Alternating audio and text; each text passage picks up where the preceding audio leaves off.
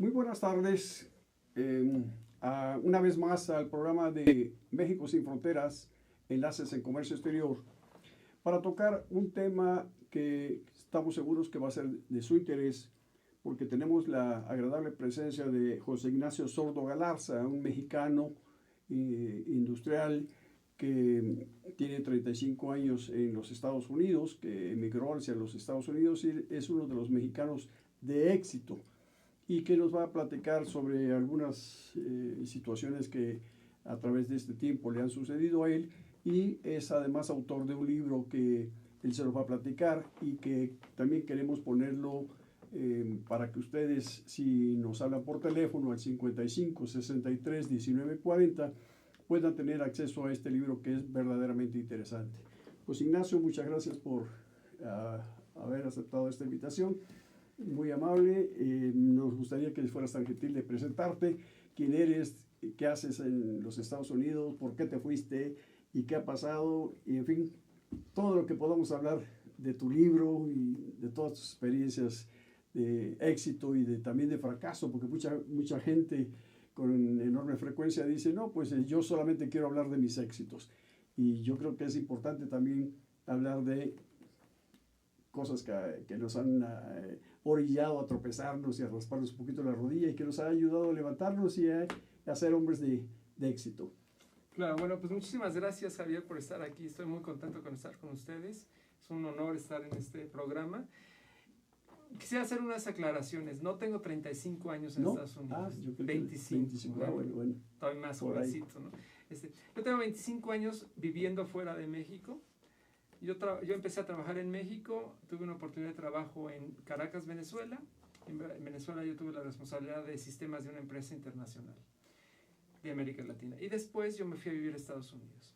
Pero en mis quehaceres profesionales yo aprendí que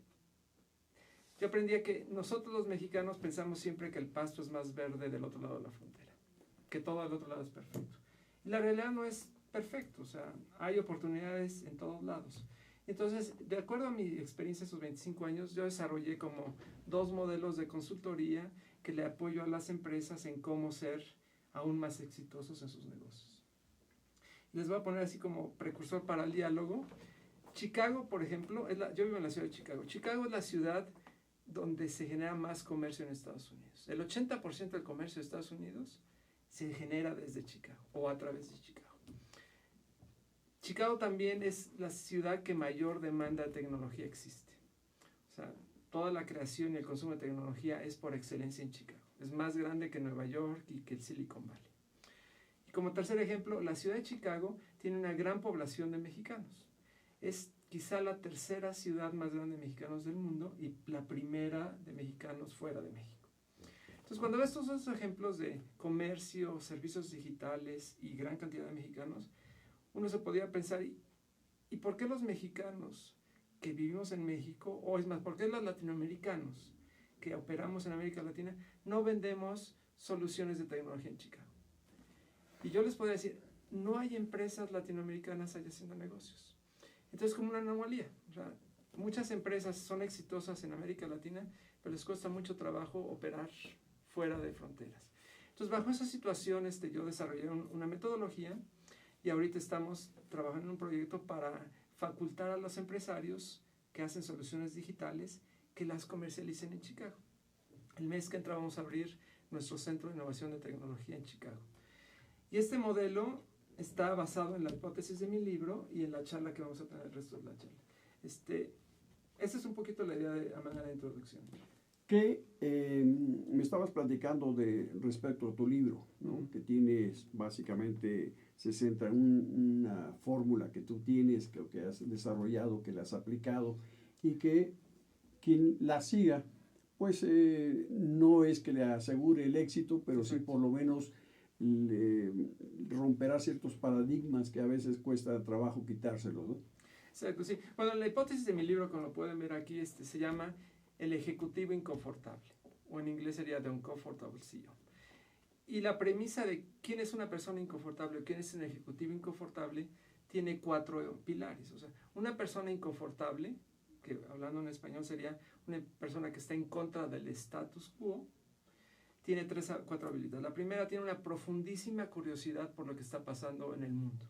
O sea, compara notas de lo que está sucediendo en México contra Australia, contra lo que pasó en Italia o en Argentina o en España, y a su organización les pregunta, chicos, ¿ya vieron lo que pasó en el mundo? O sea, está profundamente tras muros, no está nada más encerrado en su oficina, está buscando qué pasa en el mundo. Esa es curiosidad. La segunda atributo, un ejecutivo inconfortable, a final de cuentas tiene que poner los pies bien puestos en la tierra. O sea, está bien tener ese punto de curiosidad de comparar lo que pasó en Australia, o en México, o en Italia. Pero te volteas con tus empleados o tus colegas y dices, chico, pero estamos haciendo negocios aquí. Y como aquí tenemos que responder a las necesidades de aquí. Entonces, se aterriza bien en la realidad del país donde trabaja. La tercera habilidad sería, un ejecutivo inconfortable tiene que dar resultados. O sea, no puedes tener un ejecutivo que en 6 meses está no sé para navegando. dónde camina, ¿no? Entonces, un ejecutivo impulsa a su organización a que hay que dar resultados. Así. De sencillo, así de fácil. Cuando tú tienes que tu jefe es inconfortable, la reacción natural del ser humano es, oye, pero ¿por qué mi jefe me exige eso? Si el año pasado llegó una cuota del 100, ¿por qué me está pidiendo que dé el 110? Pues porque quiere que sigamos dando resultados. Y porque esa empresa va a seguir creciendo. Y el cuarto atributo de un ejecutivo inconfortable es aquella persona que no claudica. Por ejemplo, yo cuando doy mis consultorías con los clientes, yo les pongo normalmente una foto de un maratón, el maratón de Chicago. Y les pregunto a la gente, mira, un maratonista, ¿por qué corre un maratón? Su organismo físicamente le está pidiendo en el kilómetro 39, no corras, sí, no corras. O sea, ya detente. Pero el maratonista persigue llegar a la meta en el kilómetro 42. Entonces la interrogante es, ¿por qué hace eso el maratonista? Porque no claudica, a pesar de que las objeciones del entorno y que su organismo le está diciendo, ya párate. Y las condiciones que están alrededor, ¿sí? Condiciones climatológicas. Entonces, yo pongo esa fotografía del maratón y le hablo a la gente, le digo, ¿por qué el maratonista corre? Ahora, cuando estoy haciendo interlocución, le digo, les voy a enseñar la fotografía del maratón de Chicago, donde un grupo de minusválidos corre el maratón. Le digo, entonces, además de que estás hablando de 42 kilómetros, tú le dices, ¿y por qué esa persona corre el maratón en silla de ruedas? Porque esas personas son el ejemplo consumado de alguien que no claudica. Entonces, y que se adapta a las circunstancias. Y no claudica, o sea, dices, es más fácil ver la televisión. ¿Por qué no lo haces? Porque esa persona tiene como la fuerza interna de no claudicar. Entonces, en resumidas cuentas, lo que hablo en mi libro, un ejecutivo que quiere transformar el mundo tiene que tener curiosidad, tiene que tener realidad, dar resultados y no claudica. Y esas 4 cosas, si las pones todas en conjunto, yo creo que te hace, si no te garantiza el éxito, te garantiza que estás avanzando un poquito más hacia el éxito. Sí, realmente tu libro no es que sea el asegure del éxito, pero te da las fórmulas para que en un momento dado puedas aplicarlas y eso te lleve a tener éxito, ¿no? Y en contrapartida de la hipótesis de qué hacer para ser exitoso, si vieras qué no hacer para fallar, yo tengo colegas, y sin mencionar, como se dice, el pecado y no el pecador, yo tengo colegas que en México se suscita una oportunidad de negocio y entonces el que logra el negocio con el cliente le habla a sus colegas y dice, oye, vamos a hacer este negocio, pero necesitamos resucitar una idea que lanzamos hace 5 años. Colegas míos, los receptores del mensaje le dicen, chale, qué flojera. Eso es el antítesis. O sea, una empresa que se chale es como, me estás obligando a hacer algo que es incómodo. Yo prefiero estar en un mundo cómodo, o sea, no hacer las cosas y las cosas están gravitando. Pero esa cultura hace que esa empresa, de manera inexorable, va a fracasar. Porque sucedió este chale hoy y mañana el otro chale y mañana otro. Y aparte contamina el medio ambiente entre las empresas. Entonces, lo que yo propongo en mi libro, un líder que transforma su empresa tiene que constantemente empujar hacia vivir en un ambiente profundamente inconfortable. Y eso, por lo menos, se da la fórmula de ser un poco más exitoso. Tocas un tema muy interesante de lo de la parte de la tecnología, ¿no? Sí. ¿Qué le ofreces tú? ¿Cuál sería tu propuesta para los mexicanos que quisieran en un momento integrarse? Porque yo sé que tú tienes algún proyecto por ahí para conjuntar entre los empresarios mexicanos que tienen fuerza en esta materia, con la posibilidad de incursionar fuertemente en el mercado norteamericano, precisamente en Chicago, Sí. donde tú resides. O sea, bueno, hay muchas ideas, pero una de las cosas que estamos trabajando ahorita con mis colegas en la ciudad de Chicago es que, primero, el mundo de la tecnología es súper complicado, o sea, requiere un frenesí en estar siempre a la vanguardia, hay muchos elementos de tecnología, muchísimos acrónimos, una transformación galopante. Constante, permanente. Pero ese modelo genera como una cultura muy aislada, o sea, como la cofradía de los ejecutivos de sistemas. Y como cofradía, solo los que estamos en la cofradía nos entendemos. Entonces, eso está sucediendo aquí y acullá. Pero si lo ven en perspectiva, hoy en día, en el siglo XXI, no importa la empresa que son ustedes, no importa el país, no importa la industria, todas las empresas en el siglo XXI gastan al menos el 50% de su capital en elementos de tecnología informática. Puede ser 40, puede ser 60, pero ese es el gastan orden, una cantidad significativa de dinero en propiciar la evolución del mundo de la tecnología. Entonces, de entrada, eso es mucho dinero. La mitad de tus activos de capital se destinan a elementos de tecnología. Entonces, de entrada uno podría decir, oye, pues está súper padre, súper chévere. Hay mucha plata, está muy bien. Pero de contrapartida, si yo le preguntara a todos ustedes que me están escuchando, que son los empresarios, que son los líderes de sus empresas, de ese dinero que estás invirtiendo en tecnología, ¿tú me podrías articular cuál es el valor de negocio que esa tecnología te da a tu negocio? O sea, una articulación laica, fácil de comprender. Y patéticamente, y no son ustedes en México, es el mundo, el 96% de los empresarios del mundo entero se me quedaría mirando a los ojos. ¿Diría qué? Me diría, no lo sé. Y ese punto es el punto de equilibrio. O sea, ¿cómo es posible que yo gasto dinero en algo que no sé cuál es el valor? ¿Y cuál es aparte el retorno? Exacto. Cuando yo digo valores, la percepción del beneficio que trae mi empresa. Y cuando escarbas eso, o yo lo hago con mis clientes, me dicen, José Ignacio, pues es que estamos en el siglo XXI. Pues es que todos lo hacen. Pues todos mis colegas así me dicen, y me dicen que así se maneja y se gestiona lo de IT. Digo, que la mayoría de la gente lo hace así, no garantiza que es la forma correcta. Que haya que seguir bajo ese modelo, ¿no? Entonces, el punto de equilibrio, el punto de transformación real es en el momento que el empresario, que es inconfortable, comprende el valor real de la gestión de sistemas informáticos, se transforma la empresa, porque hay una correlación muy clara. O sea, el ejecutivo entiende que por los 5 centavos, pues no va a obtener maravillas de soluciones. Pero también entiende que por los 50 pesos o 50 euros, también voy a tener ciertos beneficios. Pero cuando hay esa correlación de valor y costo, se entiende mejor la gestión de tecnología. Entonces, eso es lo que yo hago normalmente en mi trabajo. O sea, ayudarle a las grandes empresas a que se vincule efectivamente la gestión de tecnología.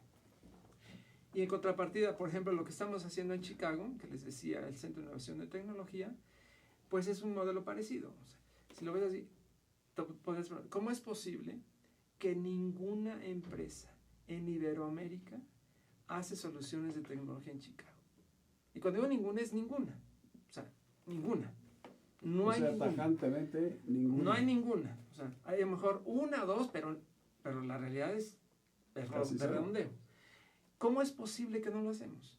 Y la respuesta es, no es que seamos incompetentes, somos muy buenos, pero no se ha propiciado el vínculo empresarial de que le apoyemos a esta empresa a que se inserta en un mercado altamente competitivo. ¿Por desconocimiento o por comodidad? Bueno, yo creo que, sin ser demasiado conflictivo, por comodidad. Porque si yo tengo una empresa en mi país y me va más o menos bien, me vuelvo mediocre. Porque bueno, si vendo el 50% del país, pues tengo que vender el otro 45%.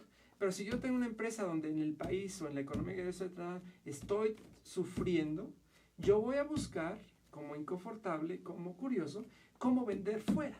Otros mercados, otros productos. Ignacio, bueno, pues fuera de cámaras estábamos hablando de temas que nos ahorita en ese momento a mucha de la gente le preocupa fuertemente lo de el resultado de las elecciones del día de ayer.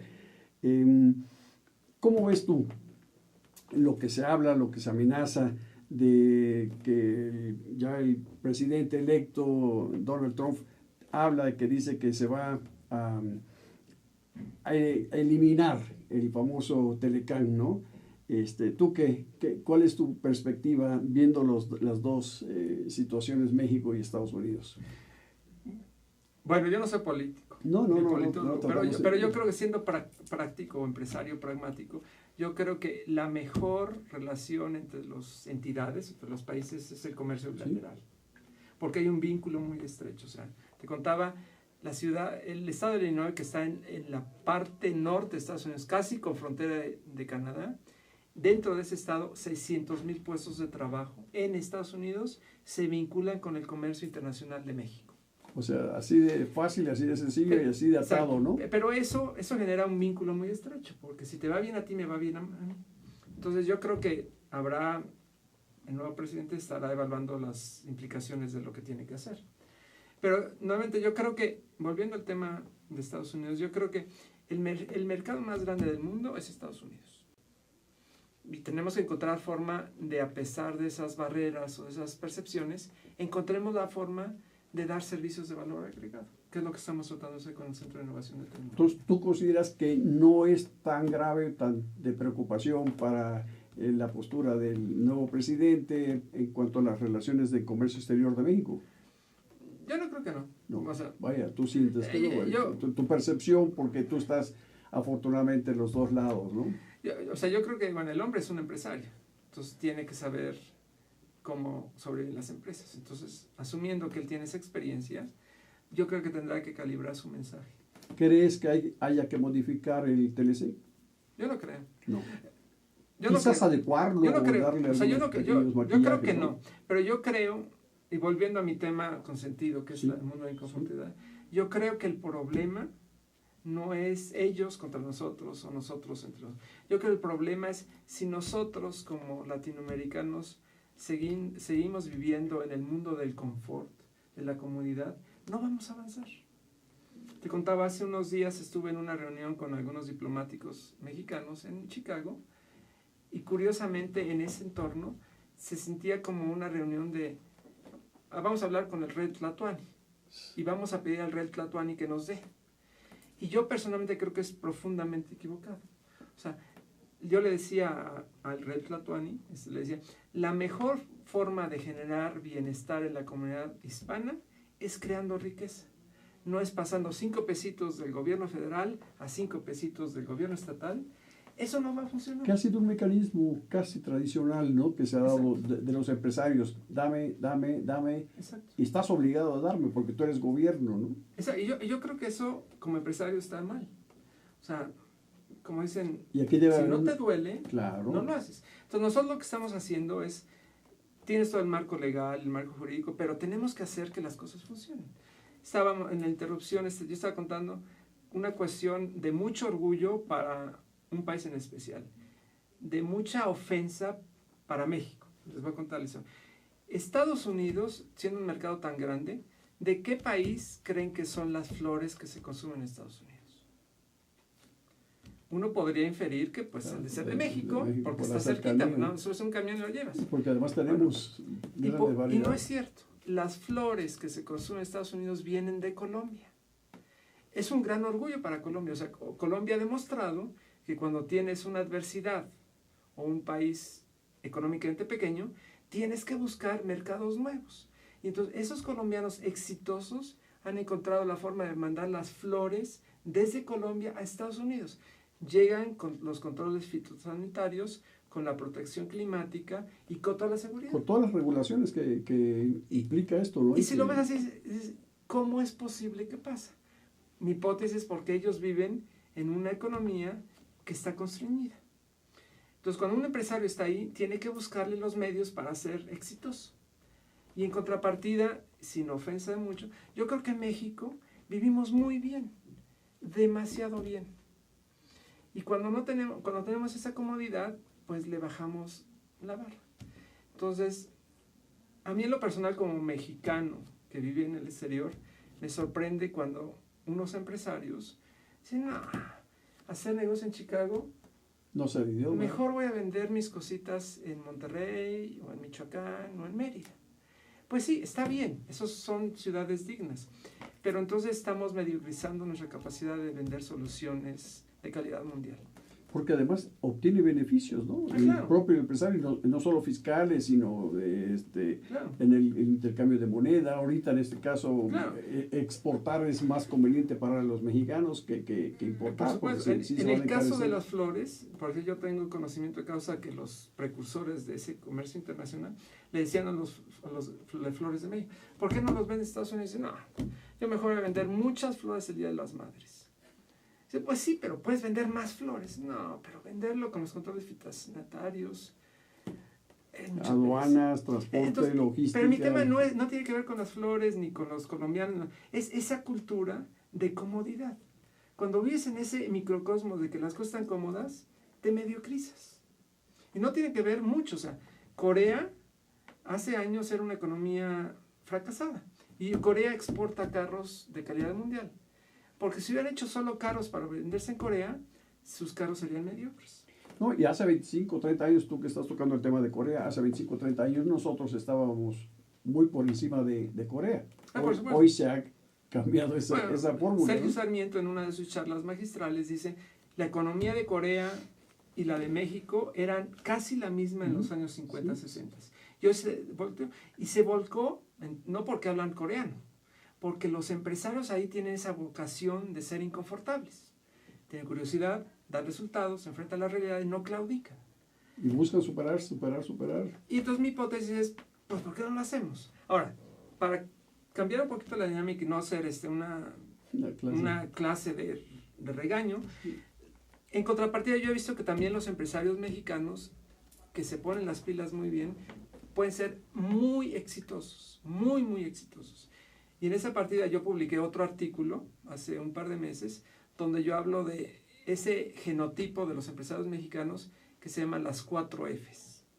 Y son 4 habilidades únicas para la comunidad latinoamericana que nos hacen superlativos, super excelentes. O sea, arriba de la norma, líderes transformacionales. Y se los cuento, son 4 Fs. La primera es la F de forzar.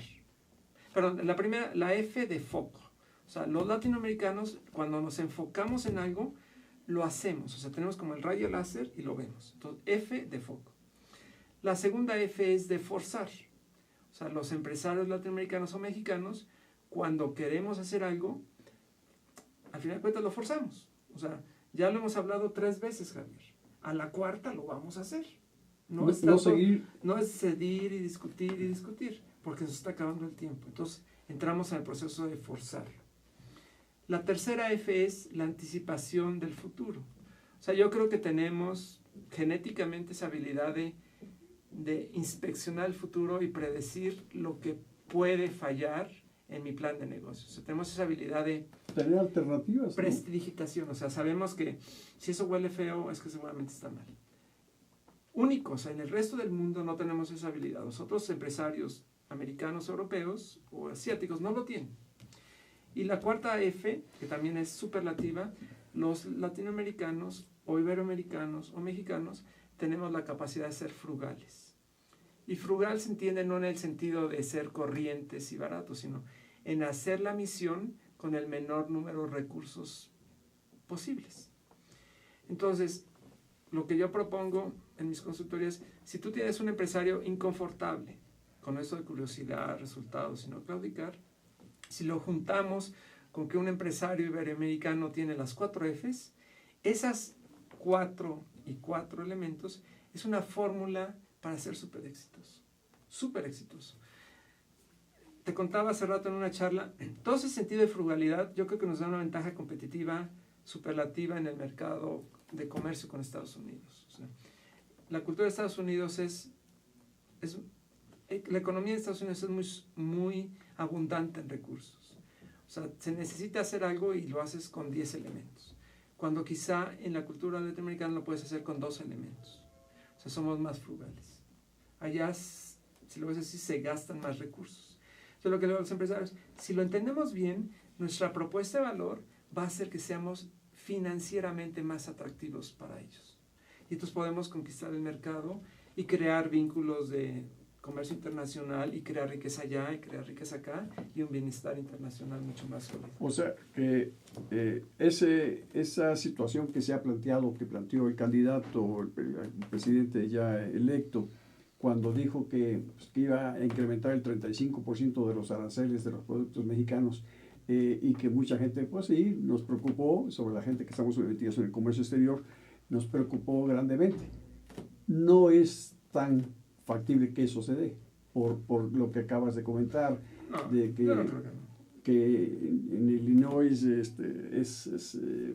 mucha gente depende del comercio exterior México-Estados Unidos, ¿no? 600,000 personas nos hablas más o menos. Sí, fíjate, yo creo que me pasaron. Una de las cosas que yo aprendí dialogando con muchos diplomáticos mexicanos en Estados Unidos, que hacen una campaña muy buena de divulgación de lo que significa el NAFTA, el Tratado de Libre Comercio, creo que la gran oportunidad es darle más visibilidad a los hechos palpables. O sea, cuando los empresarios entienden o las autoridades de Estados Unidos entienden que las mayores de las importaciones mexicanas tienen un subcomponente americano, pues es como dicen los gringos, win-win, o sea, te conviene que haya exportaciones mexicanas. Cuando los empresarios de Illinois comprenden que 600,000 fuentes de trabajo en Estados Unidos o en Illinois son apoyados por la industria del comercio internacional, pues lo apoyan. Pero lo que ha pasado, hay como una neblina que oculta esa información, y ante esa confusión, pues la gente puede tomar decisiones incorrectas. ¿No crees tú, Ignacio, que México ya debe de voltear hacia otros mercados? El caso, por ejemplo, de la Asociación Nacional de Importadores y Exportadores, de la ANIER, está buscando ya vincular empresarios mexicanos con gente de los países africanos, de países árabes, para, lógicamente, diversificar productos, diversificar mercados, como es la ley importante del comercio exterior, ¿no? Para no seguir dependiendo tanto de ese comercio bilateral que tenemos cerca del 82% con los Estados Unidos, ¿no? Bueno, yo creo que es cierto que si te vuelves unidireccional no te conviene. Pero si yo fuera ese Red Tlatoani que decía hace ratito, o sea, sí hay que diversificar los mercados de exportación, pero yo creo que antes de diversificarlo, yo creo que habría que invertir en esa vocación y voluntad de dejar el conformismo a un lado. Porque aunque abras mercados en África o en Europa, si lo vemos incómodo, porque ahora en África hablan francés, pues no lo voy a tomar. Pero yo creo que es poner esa chispa e impulsar ese espíritu tenaz de inconformidad para alcanzar mejores mercados. ¿Qué te parece la relación comercial México-China? Muy interesante. Yo creo que China es como el gran monstruo asiático. Hay un montón de oportunidades allá. Hay que tener cuidado porque el modelo de hacer negocios en China no es tan fácil. No es tan fácil. Tiene un modelo que está basado en la escala. Entonces hay que tener mucho cuidado con esos mercados. Sí, en los comentarios de otras entrevistas que se hicieron la noche de anoche y hoy en la mañana, algunos comentaristas de televisión decían que si se aplicaban este tipo de restricciones y se ahogaba un poco a los empresarios mexicanos, pues lógicamente iban a voltear hacia mercados, al mercado asiático con mayor fuerza, principalmente el mercado chino, ¿no? Entonces yo creo que hablaban de que en un momento los chinos podían tomar esa fortaleza, esa gran fortaleza de convertirse ya no en el número 2 de las economías mundiales, sino brincar a ser la economía número 1, porque, bueno, pues, lógicamente esto entraría en una etapa de mayor recesión para los Estados Unidos. ¿Tú lo consideras así, Ignacio? Sí, bueno, sí. Pero nuevamente yo creo que el gran reto para América Latina es saber vender y saber presentar la propuesta de valor de tal manera que sea atractiva al paladar. O sea, cuando hacemos las cosas muy complicadas, o cuando vemos que es chale, como decía mi amigo, o cuando decimos que es complicado porque tengo que cubrir los controles fitosanitarios, pues estoy dejando pasar las grandísimas oportunidades, ya sea de Estados Unidos o de Asia o de Sudáfrica.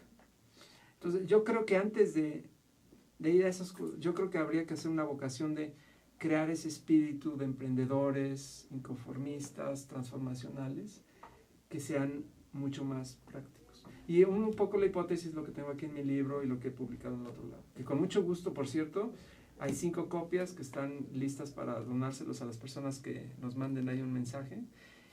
Y curiosamente es lo que yo hago como consultor, o sea, le ayudo a las empresas a que encuentren esa formulita para encontrar la propuesta de valor que los hace ser más exitosos.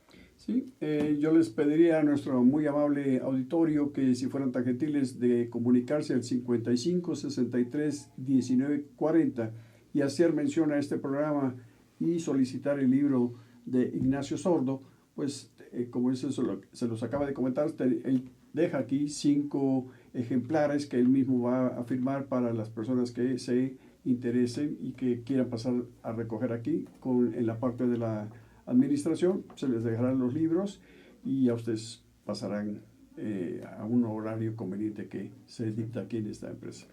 Regresamos en un momento más y casi para cerrar el programa tocaremos algunos puntos que nos quieres hacer el favor de que se hayan quedado en el tintero. Ignacio, por favor. Y mandamos a nuestras cámaras a mensajes comerciales.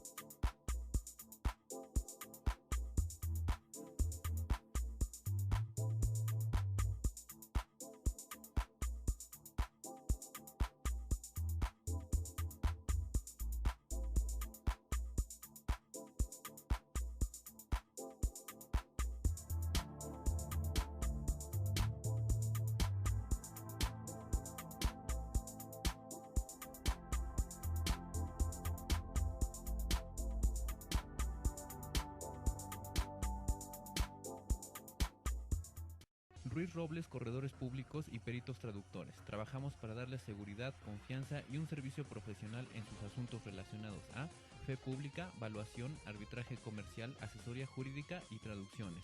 Para nosotros lo más importante es su satisfacción, brindándole además la asesoría jurídica necesaria en su negocio, con un equipo de profesionales capacitados para prevenir y resolver situaciones de riesgo en su empresa. Le aseguramos una asistencia profesional personalizada y humana a quien consideramos más importante, el cliente, porque las oportunidades pequeñas son el principio de las grandes empresas. Conferencista internacional, experto en temas empresariales, experiencia de 18 años en empresas multinacionales, entre ejecutivos vendedores y empleados de 62 empresas multinacionales. Conductor del programa Líderes en Acción en Astele.tv.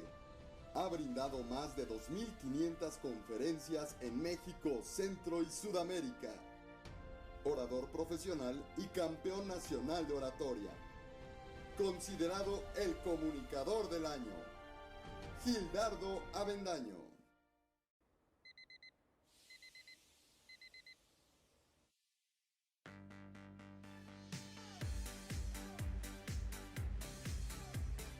Cuando la vida te pone a sudar, hidrata la vida. Electrolit, científicamente hidratante.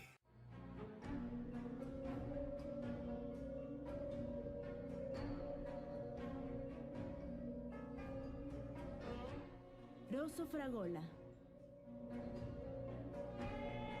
Arte en fresa que seduce tus sentidos.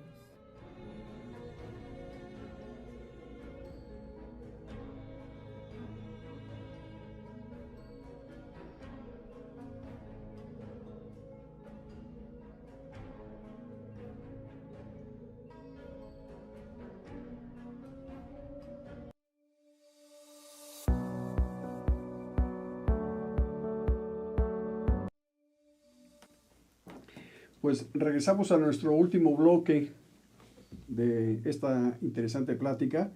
Y quisiera también recordarles que la revista Estrategia Aduanera nos ha mandado otra invitación para el 26 y 27 de enero del próximo año para un evento que va a tener próximamente de conocer las estrategias efectivas entre las modificaciones fiscales aduaneras. Y igual les dejamos a ustedes los teléfonos, el 2227-09-891, para que traten de comunicarse con ellos y puedan acceder a esta tan interesante conferencia que se va a dar en esos días de enero. José Ignacio, seguimos contigo en este último bloque y fuera del aire estábamos comentando cosas muy, muy interesantes. Te agradecería si las pudiéramos replicar.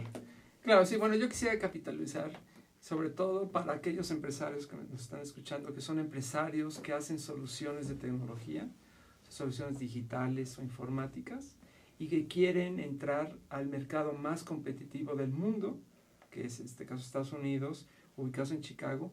Nosotros ahorita, en estos meses, estamos creando un centro de innovación tecnológica para los empresarios hispanos. La inauguración la vamos a hacer en noviembre 14, allá en la comunidad de Chicago. Vamos a traer a los inversionistas americanos, a los participantes latinoamericanos y vamos a empatarlos. Va a ser un evento social.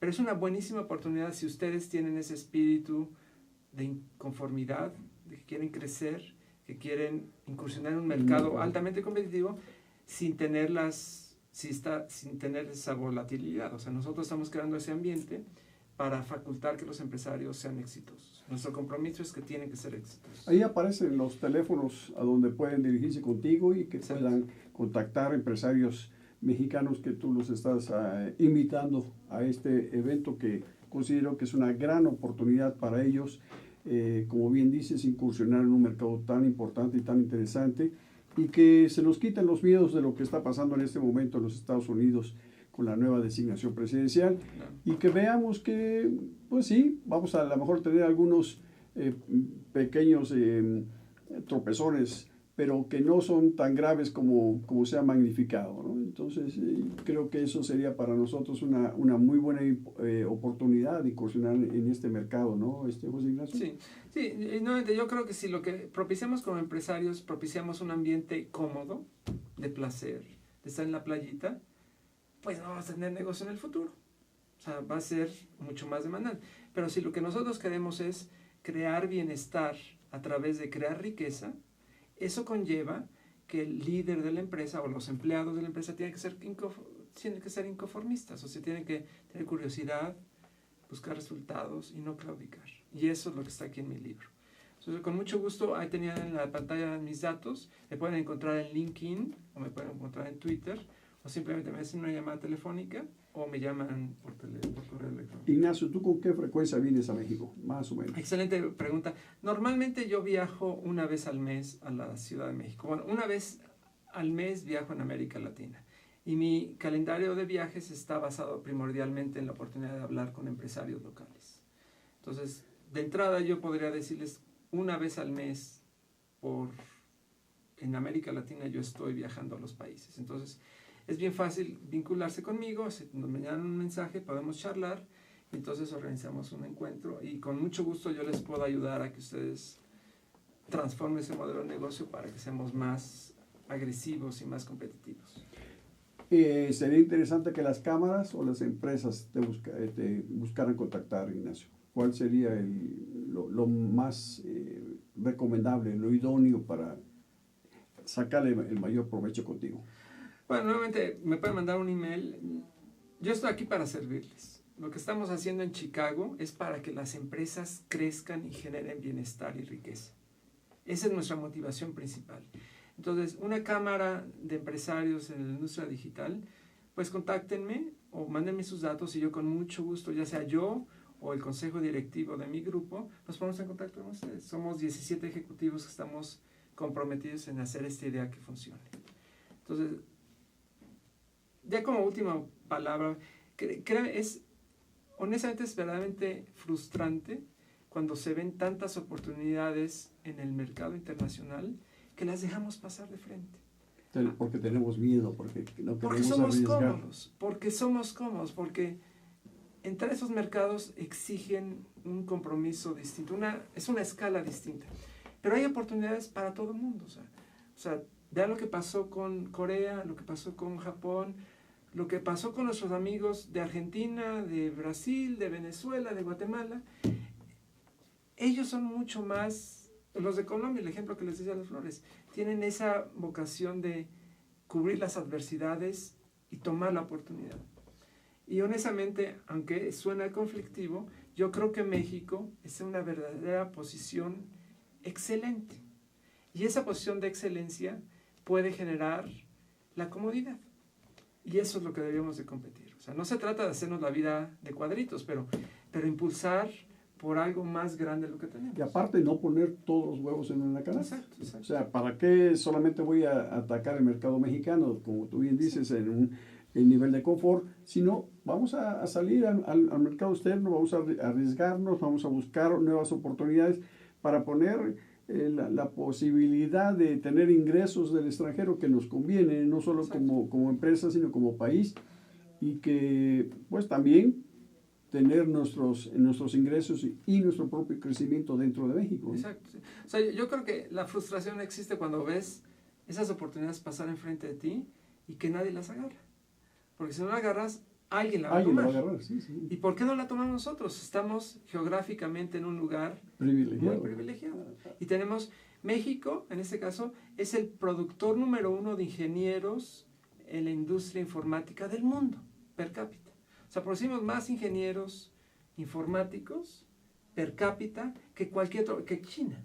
No, yo tenía pensado que era la India, ¿no? No, nosotros hacemos más, porque hay una vocación de hacerlo. Ahora, en Estados Unidos, a diferencia, la gente ya no estudia ingenierías, estudian otros medios. Entonces, tenemos una buenísima oportunidad. O sea, si inculcamos en nuestros chicos ese espíritu aguerrido de luchar, de buscar oportunidades, yo creo absolutamente que esas 4 Fs que les decía nos van a hacer una verdadera transformación. Empresas exitosas, ¿no?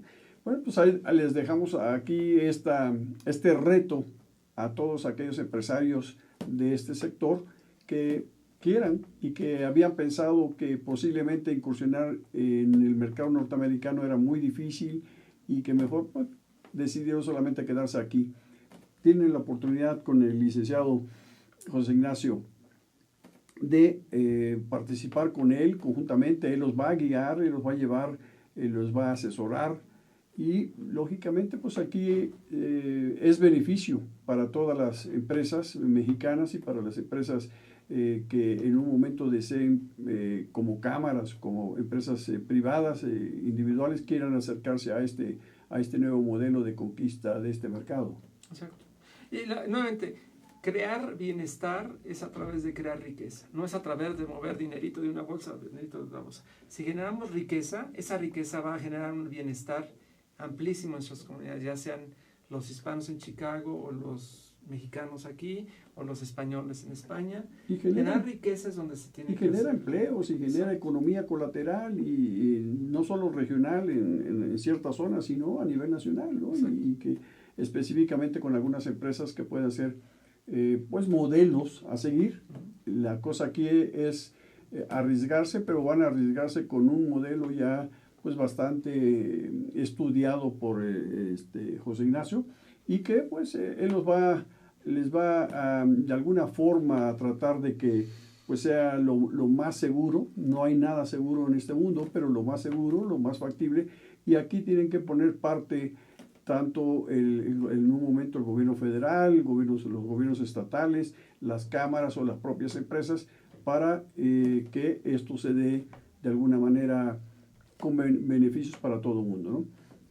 José Ignacio, pues nos queda un minuto. Yo te agradecería que fueras tan amable de lo que tú consideres para que nos hagas el favor de cerrar el programa, que nos digas lo que tú consideres pertinente, que se nos haya quedado en el tintero y que sea de relevante importancia para nuestros teleauditorios. Bueno, yo creo que, resumidas cuentas, es nosotros, mi compañía y el Centro de Innovación de Tecnología está creado para ayudarles a ustedes a ser más exitosos.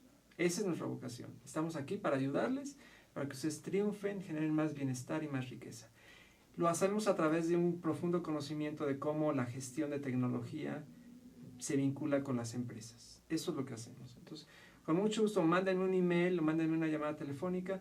Estamos aquí para servirles y sería un placer trabajar con ustedes. Muchas gracias. Bueno, hemos concluido el programa el día de hoy y te agradecemos, José Ignacio, que nos hayas hecho el favor de venir aquí a acompañarnos, que nos hayas